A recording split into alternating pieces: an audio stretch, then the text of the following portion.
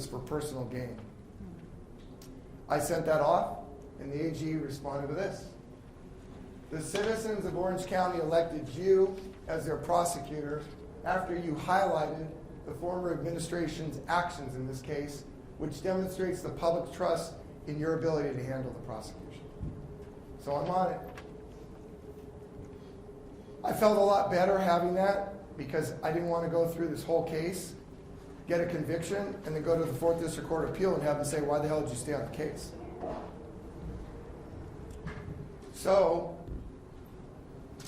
I'm in it all the way. And actually, it's a very good thing. In retrospect, I'm very grateful that the California Attorney General kept me on the case. And so I assigned 2 highly experienced prosecutors that could take this case all the way through. I wanted a woman to look at this case, and I wanted a man to look at this case. I wanted both of them to spend all the time they needed without any distractions to look at this evidence. I wanted to understand it from top to bottom. I wanted them to review every piece of evidence, no stone unturned. That was my commitment. That should be our commitment as an office to every defendant in this county and to every victim in this county. So, on October 29th, I assigned them the case, and we basically cleared their other major commitments. And on January 29th, they presented their findings to the executive team. And that executive team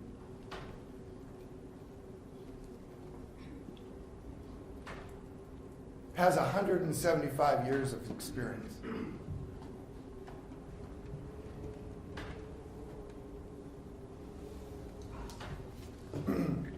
These prosecutors took 3 months to review the evidence. They looked at every piece of evidence. They looked at all the videos, all the photographs, all the chats, all the phones, all the cameras, all the iCloud. There was hundreds of hours, and I know it because I went through a lot of it myself. Hundreds of hours of audio, thousands of pages of documents, tens of thousands of text messages between the 2 defendants over 4 years, thousands of text messages between the defendants and third parties, thousands of conversations on dating apps, right? Bumble, Tinder, Facebook, hundreds of emails, and thousands of pages of transcripts of victim interviews, witness interviews, and depositions. This is important. They just didn't read the summaries in police reports. They listened to every audio interview. Jose, can I have a little more sound? Thanks. And so they presented this on January 29th to myself,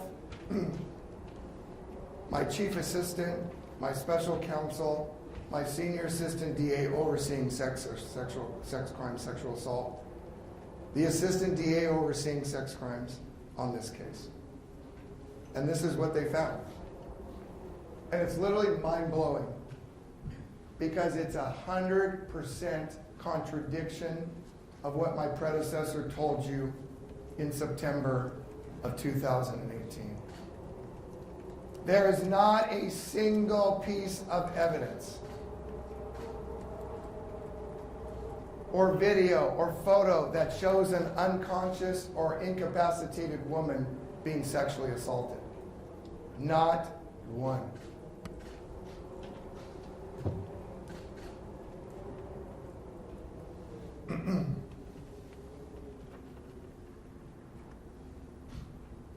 I have to tell you, after 3 months of review by these top prosecutors with this experience, talking to prosecutors who have done a lot of cases, civil attorneys done a lot of cases, like those of us who have been trial lawyers our whole career,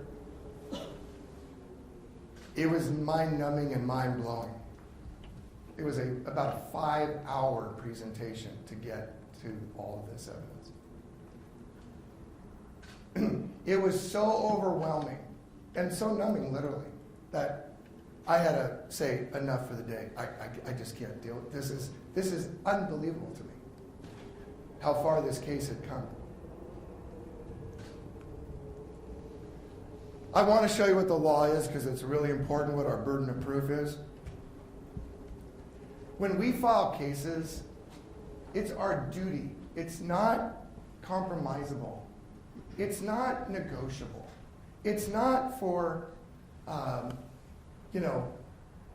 discussion. It's not esoteric. It's not academic. It is real. It's our duty. It's what we do.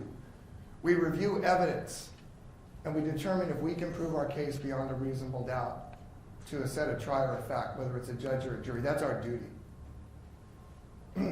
Yesterday, Monday, I swore in 5 new prosecutors in this office. 5 new prosecutors, wet behind the ears, right out of law school, some of them. All they do is want to be prosecutors. And I administered the oath of the state of California and our national constitution. And I administer that oath. And it's not just words. This stuff means something.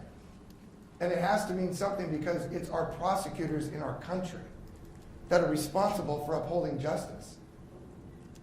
It's our job to protect the victims. It's our job to do justice for the defendants, too. We have to prove not only that the conduct occurred, we have to prove that the defendants,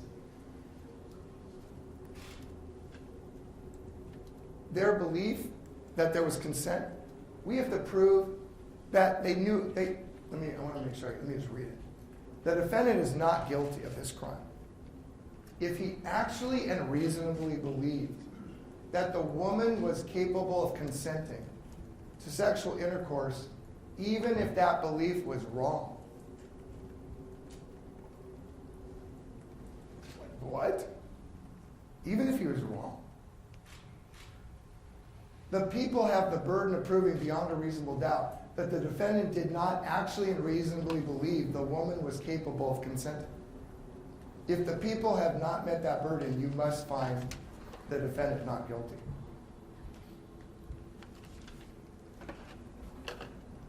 These lawyers, 175 years of trial experience, we were unanimous that there's insufficient evidence to prove this case beyond a reasonable doubt.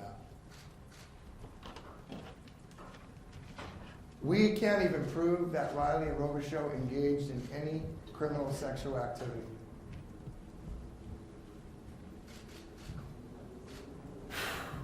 I mean,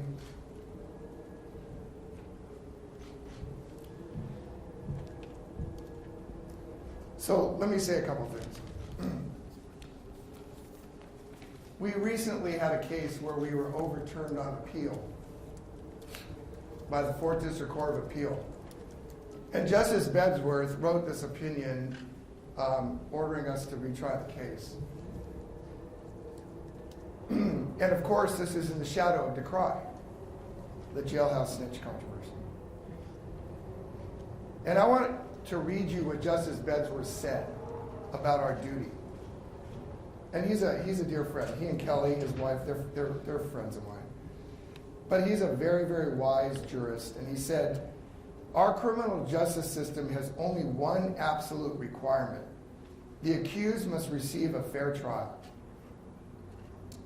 As this case demonstrates, and when he's talking about this opinion, not this one, prosecutors' understanding of their burden to provide such a trial is more important than their understanding of the burden of proof, and more demanding. Our job is not just to, whether we can meet a legal standard, are we being fair? Are we doing justice to the defendants? He said, human systems are not capable of perfection, so we cannot guarantee the criminal defendant justice, although we seek it in every case. But we can and have promised fairness and the prosecutor's job is to fulfill fairness. So I need to say a couple things and then I'll take some questions. I didn't create this situation.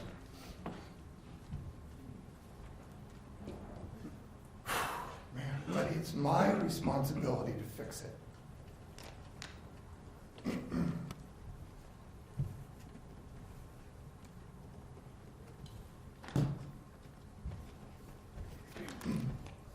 The voters elected me, and it's my job to follow that opinion.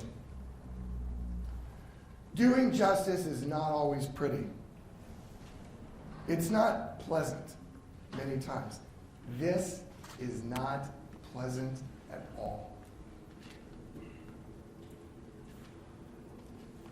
But these are important decisions that affect people's lives, their freedom, their livelihood, their futures. And it's in our hands as prosecutors. We have such an important role in society. It's unbelievable how important our role is. I need to apologize to the victims. Because for 30 years, I have been nothing but a victim's advocate in the state of California. There's nothing more difficult to now explain to victims that because of governmental overreaching, they were used to enhance the facts of a case. It was the misstatement of 1,000 victims that brought 100 phone calls into this office and resulted in the charges of 5 more people. But for that misstatement, the likelihood of anybody coming forward was not going to happen. So it was the misstatement by this governmental agency that led to more people coming forward. We also know from reviewing the evidence that some of the women who came forward were doing it to support the other women even though they weren't victims. Because when they heard thousands of victims on video, they wanted to come forward. And you can't blame them. I am offering every single victim the opportunity to meet with me. I'm going to make myself available for whoever wants to meet with me. This is a press conference. This is not an official proceeding in a court of law. And I will meet with every single victim who wants to meet with me. I need to apologize to the Newport Beach Police Department. Their agency was degraded and chastised by this agency for not doing their job. They were blamed for dropping the ball on not bringing those 2 cases forward. And I apologize to the chief and the minimum of his agency. I need to apologize to the defendants.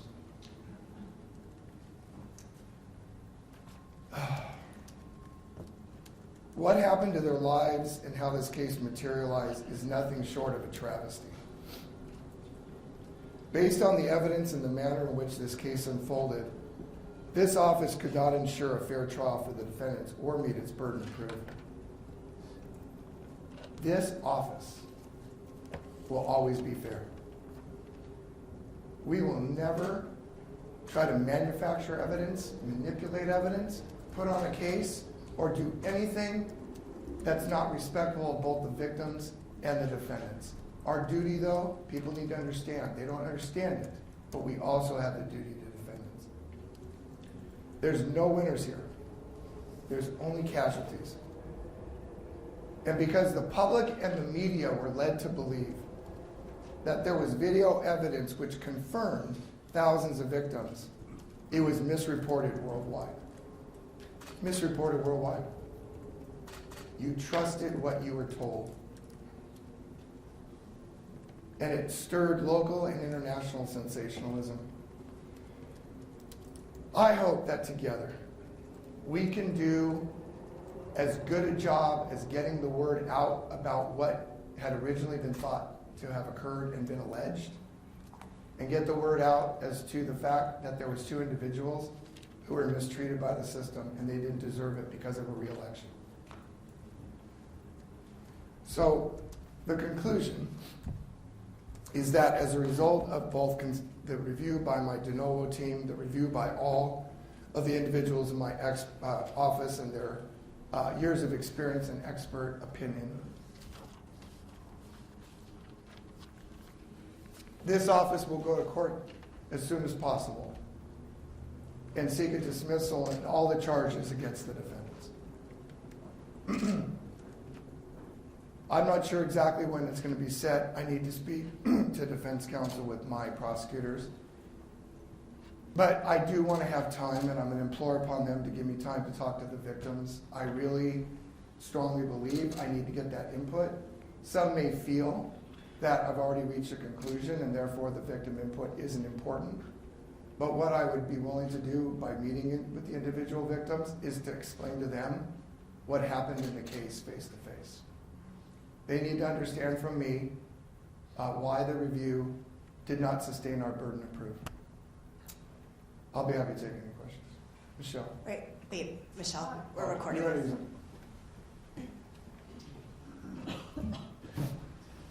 So forgetting about photos or video, did any of the victims say, did they wake up in his apartment and believe that they had been drugged and sexually assaulted? And if they did say that, is that a crime? So obviously, it's really important. I am not going to get into the specific victim statements. Those have all been reviewed. Those questions that you just presented have been reviewed by all the prosecutors, every piece of evidence. I will not argue in any way whatsoever that an individual believes or may have believed that certain acts occurred. The question is based upon the physical evidence and corroboration and the fact that, as you know, alcohol and drugs and other things were involved. Can we prove that? And after looking at all the evidence and all the information, my prosecutors, in conjunction with the recommendation to us, was we could not meet that burden of proof. And the drugs found in his home, are those illegal, and could he be charged for those? So in the original complaint, he was charged with possession for sale. There's absolutely no evidence that he was selling drugs. So the next question becomes well, with that kind of quantity, was he potentially furnishing drugs? That's a completely different crime, and the statute of limitations ran. It shouldn't have been charged for sale at the time. So when it was charged, I think it was incorrectly charged. With respect to the weapons, there's evidence that those weapons are definitely assault weapons to some people in the state of California. We have to prove he knew they were assault weapons on their face. He's from Louisiana, and in his state, those weapons are legal. We don't have any interview or any information to show that those weapons, that he would know that. Just because he kept them in a safe, I don't know. But let me say this because I think it's appropriate. After everything I just did for the last, 40 minutes, to go after possession of weapons, after all this miscarriage of justice, to me would just make this travesty even worse. So what I'm going to do is work with the defense. I'm going to ask them, you can't possess these weapons. So I'm going to ask them either that they agree that the weapons be destroyed, or they're given to a law enforcement agency for parts, or for firing, test firing, things like that. But I plan to ask the defense to work out a stipulation on the return of those weapons to law enforcement. And have you met with the victims? No, so obviously there was a lot of information, a lot of attention, stuff was getting out. I felt that given the magnitude of this message, it was very important for you to hear it from me all at the same time. I am a little bit upset with myself and frustrated that because of my victim advocacy, that I didn't meet with the victims before today. Marcy's Law says, as you know, and pretty much know Marcy's Law, that I'm responsible or should give an opportunity to the victim to be heard at every critical stage of the proceeding. A press conference is not a critical stage of a proceeding. Being in court is. So that's why I'm making myself available. If something came to my attention, or there was some information that I didn't understand, didn't learn about, or needed to know, which is hard to believe because most of the victims have been interviewed multiple times. But if that were to happen, I certainly would take that into consideration. Please state your name and your agency. Hi, Denise with CBS News. You used the phrase prosecutor misconduct. Does your office plan to follow up on that in any way, or what happens next regarding your findings? So when I wrote my letter to the Attorney General, I had already sent this case to the California State Bar as against Mr. Rakakis and Ms. Schroeder for violating our canon of ethics of pretrial publicity. So that, I already documented that. That was based on pretrial publicity. That's up to the State Bar to decide whether or not there was abuse by prosecutors. The law with respect to prosecutorial pretrial information has changed a lot recently. We used to be able to, we're basically limited today to be able to talk about the charges and whether or not we're seeking any other victims. We're really limited about whether or not we can discuss evidence pre-trial.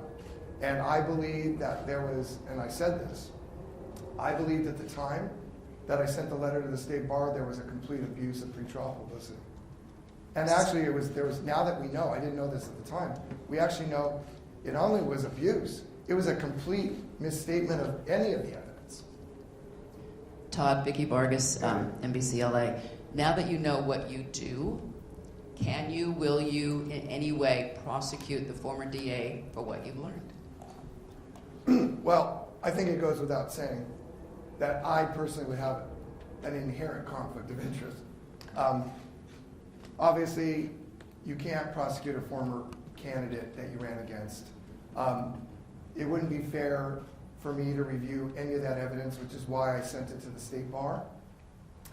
There are agencies in the state that have the ability, and they're charged with reviewing conduct like that. Just like I sent it to the Attorney General and said I can't be fair and got corrected, there is no way that that would be appropriate, and I wouldn't even begin it. There's no way I would have an investigation come out of this office or anything. That's if I'm trying to go over and above, and I think I have, and my office has, being fair, impartial, transparent, and objective, that would completely cut against everything I just said. Todd. Michael. Good morning. As you know, I represent Jane Doe number 4 under Marcy's Law. She was previously Jane Doe number 2. Jane Doe number 2, right? She was the victim on the October 2nd, 2016 case. Right. So I have a couple of questions for you. Number one, I appreciate, pursuant to United States versus Heaton and our Marcy's Law, that we will be having a meeting prior to that dismissal taking place as the law requires. So I appreciate that. You're welcome. Number two, and I have 3 things. Number 2, do you object to giving this case prior to that dismissal? And I've been in contact with the Attorney General's office. Do you object to giving it back to the Attorney General's office or to an independent special prosecutor to review the evidence prior to making the dismissal? And finally, Todd. I'd like to answer your second question. Go ahead, and then I'll ask you my third. There would give me no. There would be. I'd have no. Well, let me rephrase it this way. I have nothing but complete confidence in the men and women of the Orange County District Attorney's Office. I think there's a breath of fresh air that has swept into this agency where people can just call it like they see it, and there's no political pressure. My charge to the reviewing prosecutors, look at it de novo. I will not influence you. I will not call you. I don't want even briefs or updates. I want you to use your complete judgment and look at this case. Based upon everything I've explained to you, I would find that hard to believe that another set of prosecutors would conclude a different result. However, I am always open to anybody who wants to look at information, review information, and give us any input possible. There would be nothing, there's nothing more important to me at the end of the day, Mr. Fell, to have justice served. So, as you know, I tried to get it to the AG, and they said no.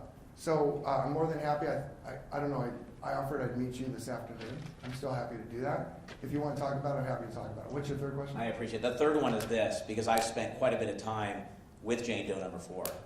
And I understand the policy of the DA's office, the policy of you, the policy of me when I was a DA is to seek justice. So my question to you is, how is my client getting justice?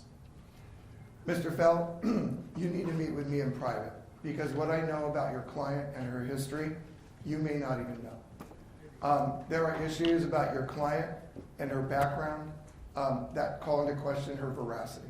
If you want me to explain it, I'm not going to do it on the public record because she has certain privacy rights that I will not violate even though you open the door. But I'm happy, with her permission, to walk you through the evidence and to show you how her veracity has been completely besmirched. I appreciate that, and perhaps we could rebut that with information to the contrary. You signed the tall form in one of her cases. Next question. Sandra. Wait, I'm sorry. A DUI? Is that what you're referring to? A DUI? DUI, Michael. Question here from Sandra Endo, Fox 11. You apologize Where? right here, Oh. right next to Michael. You apologize to the victims. We heard you apologize to the police department and to the defendants in this case, but to the broader public who has now seen this whole case play out between both you and your I said the predecessor. public and the media. I said Okay. the public, yeah. All right, public and media. What do you say in terms of the public and their trust in this office and what they have seen and witnessed in this case? So, those of you who cover local politics know that the campaign was about restoring the trust in this office. This office is under investigation from the United States Department of Justice, U.S. Attorney's Office. My special counsel, Pat Dixon, retired from the Los Angeles District Attorney's Office, is overseeing that. And we have a whole team that's been meeting with the prosecutors in Washington, D.C., who lodged their investigation against this agency under my predecessor. I have been cooperative, open, transparent, and I want nothing more than to get past that investigation. You may be aware that the Orange County Sheriff's Department has alleged to have engaged in the failure on behalf of some deputies of the booking of evidence. As soon as I found that out, I immediately transmitted one letter and a second letter to Sheriff Don Barnes, calling on a complete, open, and transparent investigation. And now I have investigators and DAs overseeing that and working with the Sheriff's Department. It's a new day in Orange County. I don't know if I'm going to be accepted with all the things I'm doing. When you add up the fact that I have terminated people, let me phrase it, I've terminated a person from this agency for having her bar card taken away and not being able to practice law. These things are controversial. I ran for district attorney to renew the public's faith in this agency. We have such immense power as prosecutors. We can change, as you can see in Robichaud and Riley, and the victims, we can fundamentally change the course and direction of people's lives.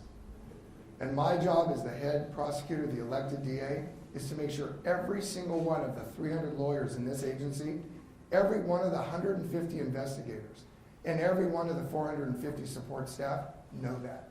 That's our duty, that's our mandate, and that's what I dictate. And there's no questions about it, and I hold people accountable. And that's because of this fundamental understanding.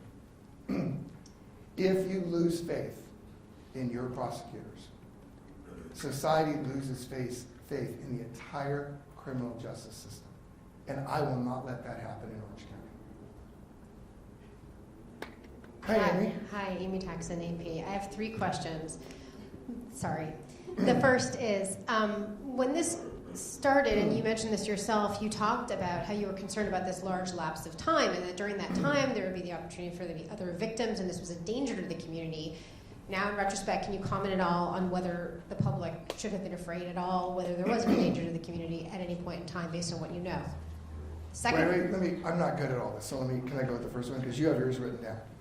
So one of the biggest fears I had was between the execution of the search warrant in January of 18 and the arrest of Robichaud and Riley, even though they bailed out on $1 million bail. I was concerned that there might be other victims out there. To date, no one else came forward as new alleged victims. So that was a finger-crossing moment for me that nothing else happened. So that's all I can answer on that. We don't have any information that anybody new subsequent to the search warrant has come forward. The people that are both the individuals alleged in the complaints are from prior conduct. Maybe I didn't understand. yeah, just because this did get so much publicity, so there was just a lot of you raise these concerns that the public should be concerned about these two individuals and whether they were safe from them in the community. I mean, looking back, was that necessary or not at all? Oh, I now understand. Okay, let's take what we knew at the time. What I knew at the time when I read the search warrant, and in January of 2000, I didn't have it in January, but what we knew back in January, is that these were sexual predators. That was submitted to Judge Jones in the Harvard Justice Center under penalty of perjury by Detective Gamble of the Newport Beach Police Department. So as a result of that statement, I was having a hard time understanding why no one placed them under arrest, especially after we had the drugs and money and the weapons. Like, they could have been arrested for that, and they weren't, which is why I could not, the answer to your question is, I don't know the answer to that question. That's why I was so frustrated. That's why I gave you the search warrant. Okay.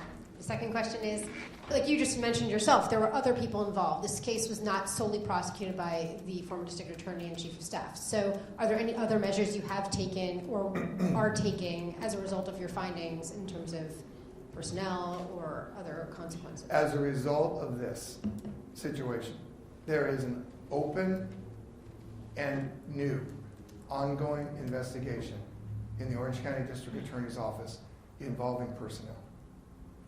And I will get to the bottom of how this occurred, why it occurred, and whether or not there needs to be action taken in that regard. And that's all I can say about it this time. And the last question, you're making this connection between the intense pretrial publicity surrounding this case, and as a result, the allegations of sexual assault involving 7 individuals are no longer provable. Can you explain a little bit more what the connection is between sort of this erroneous publicity? Why does that make these allegations unprovable? If these women feel that they were assaulted and they have accounts that they were assaulted, why is that? In and of itself, it doesn't at all. In and of itself, it doesn't. If those cases and the facts surrounding those events could independently be proven, then we would proceed, irrespective of what happened in terms of the pretrial publicity. But what I want you to consider is, because based upon what we knew of the individuals coming forward as a result of the misstatements in pretrial publicity, some of the women who came forward were not because they believed that they did not consent. They wanted to be part of the support for the women they were told had been violated. I did say, I'm not going into the specifics. Mr. Fell opened the door, and I probably went farther than I wanted to. What I'm telling you is with the victims, is there's no cookie cutter formula for any of these victims. And every single piece of evidence for purposes of whether or not we could prove the case was reviewed by our prosecutors and presented to me and the team. And no one felt that any of the charged victims, the 7, could be proven. And the first 2, as you already know, were never even submitted for lack of evidence to the district attorney's office. So Todd, Michelle Geely, how concerned are you, if at all, date rape cases are very difficult to prosecute. How concerned are you about victims coming forward in the future in light of this? And secondly, you made a point to say that you had a personal relationship with someone on the defense team. How significant is that relationship, and why is that important for us to know that? I don't know if it's important. I'll take that one first. Scott, when I was on the Board of Supervisors, Mr. Borthwick represented a defendant. Scott, where are you? What's his last name? Ochoa. Ochoa was a case where this office prosecuted Ochoa. Ochoa was charged with a carjacking. The DNA that was found on the skull cap, the steering wheel, and the front bumper was not Ochoa's. Camille Hill at the time was running the DNA lab, and the Orange County Crime Lab had excluded Ochoa as being a suspect in the case. I had the deposition in that case, and she and others went over to the crime lab and tried to tell the criminalist that she did not understand how to examine DNA. Mr. Borthwick took on that case. I talked about it a lot when I was on the Board of Supervisors because of concerns that I had about this agency at the time. And so Mr. Borthwick was able to prove that Mr. Ochoa was completely innocent. So I met him through that case. So that's what I mean is, I was so committed to understanding why Ochoa was wrongfully prosecuted, especially because it's based on DNA evidence, and now I oversee the DNA lab. I took a real interest in that case as well. With regard to... Yeah, I need to answer your other question. This is what I want to say that's very important. Anytime a person feels that they have been sexually violated, it is incumbent that they agree to a sexual assault kit. You may know, you probably read or heard, that I have now committed with the Board of Supervisors to catch up on all the backlog on the rape kits. Throughout our country, our rape kit backlog is unconscionable. And so I'm putting about $1 million in to catch those up.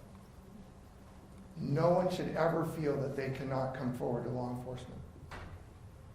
It is not illogical that when drugs and alcohol are involved, especially excessive amounts of alcohol, where like in cases we reviewed, different victims blacked out. They don't have a recollection of events. It makes it very, very difficult when people have ingested substances, controlled substances or alcohol, where it affects their memory and their ability to recollect, and they couldn't and can't even share that with law enforcement, who are first responders. And that's analogous to what happened with Jane Doe 1 and 2 in Newport Beach. And the other thing I would say is, based upon what I've learned, is after the fact, if you're contacted by law enforcement, it's so important to cooperate, even if days have passed, because we may be able to, through the sexual assault kit, to be able to get evidence. Of all the evidence we reviewed, I'm going to look at you, I think I'm right, we only had one sexual assault kit. So that sexual assault kit, in this case, it's so important. Now, we learned a lot in that sexual assault kit interview that was very interesting and compelling in this case, and that's all I'm going to say. But my advice is that you cooperate with law enforcement as quickly and as soon as possible. There's no reason to be embarrassed or shamed when you engage in that activity and you find yourself a victim. This office, I know from these dedicated prosecutors, we do this every day. It is granted. They have 28 years of experience, the 2 DAs that I assigned to this case. They are always dealing with victims in that context, which are some of the hardest cases to prove. So, yes, there's no doubt, there's no issue whatsoever about our commitment, but when you have drugs and alcohol that impair your ability to recollect, it's important to get the physical evidence that corroborates the activity. Because when you put that in front of a jury, they're going to be presented with evidence that's uncertain, blurry recollection, inability to understand what happened, right? Things like that. But what do we always like? Dash cam, body cam, things that corroborate what happened. And in all these cases, well, in these cases that we had, we didn't have, like in Jane Doe 1 and 2, no return phone calls, no follow, like there's issues. And the law enforcement can't do its job if no one calls them. So we need to get the kits, we need to get the physical evidence as soon as possible. We have time for 2 more questions. Right here. Hi, my name is Caroline Alatorre. I'm just a student at Cal State Fullerton, and I'm a part of Titan Communications. I'm new to all of this, but I'm seeing that the court of public opinion is very prevalent. So as a Marcy's Law victim, I just want to give you guys reassurance that DA Todd Spitzer is doing his job. He's not BSing you guys the way... Do you have a question? I do. Okay. Rakus was whatever his name is. So my question to you, Mr. Spitzer, just is how do you plan on continuing to instill justice for all of us, not just people that have the money to afford lawyers such as Mr. Fowl that come and rudely ask questions? So how will the rest of us that have been affected by Marcy's Law and that have been affected by the corruption and coercion and contempt of the Orange County Sheriff's Department? I understand your question. Yeah. So actually, Mike Fell is a dear friend of mine. He was in my wedding, okay? And he and I go way back, and we're dear friends. And I don't have any issue with his questions at all. In fact, the reason the criminal defense team is in this room, and Mr. Fell is even here, is if you remember what the rules were by my predecessor. Unless you had media credentials, you couldn't come in. And I have a whole different attitude, okay? Anybody who wants to come in can hear whatever I have to say. And that's the way it should be, as long as they're respectful and we can get the business done. One of the problems with Marcy's Law is that it does not, while it guarantees the 17 enumerated rights in the Constitution, it's very difficult for most victims to enforce it without counsel. Mr. Fell is one of the best Marcy's Law attorneys in the country, and he does a phenomenal job for his client. And I love him like my brother. So when he says things that hurt my feelings a little bit, it's okay, it's just family stuff. But our job is, whether you have counsel or not, I appointed in this office Jim Basin, I think he's 30 years experience, as my Marcy's Law advocate. So we now have a prosecutor in this office for the first time in the history of this office, a prosecutor who will review any allegation that a victim brings forward in which he or she feels they weren't treated fairly. So if you have any issues whatsoever, I will have that reviewed. Okay, last question. You referred to how unusual it is for a civil case to be running on a parallel track with the criminal defense case. Yeah. Do you have any opinions about the criminal defense attorneys running depositions in the civil aspect of the case? So let me give you the conclusion of my thoughts.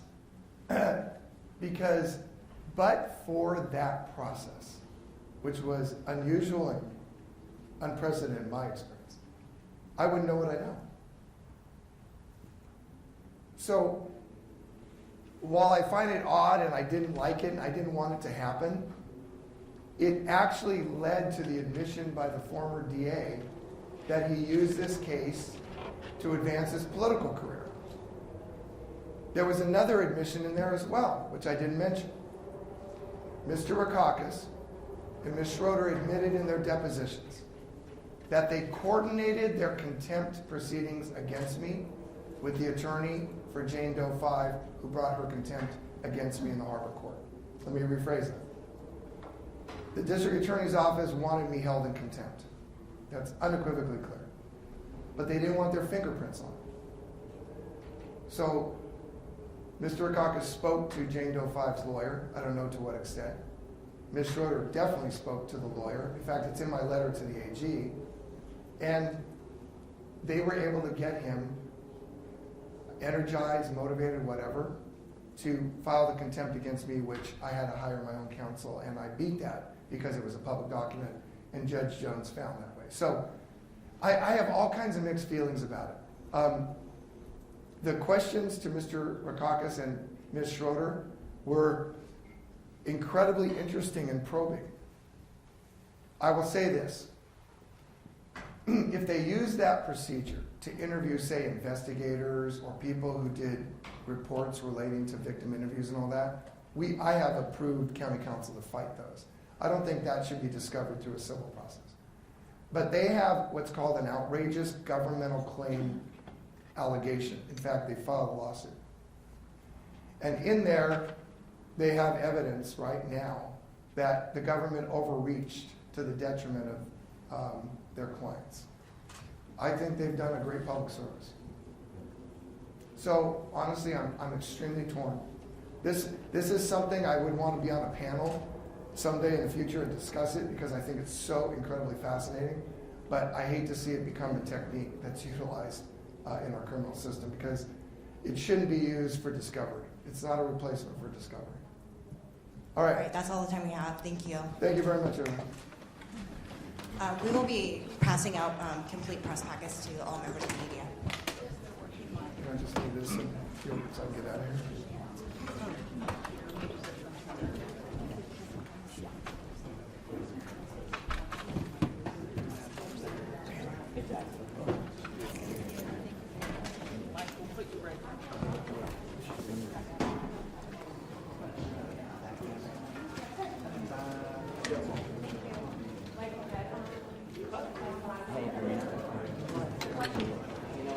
You're right. Probably best.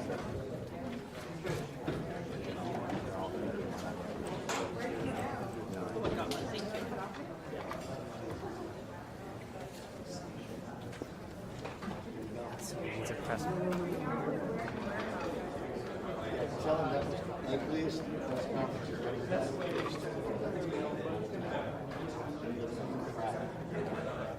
Just looked like shit. These TVs are different technology temperature. So it's just,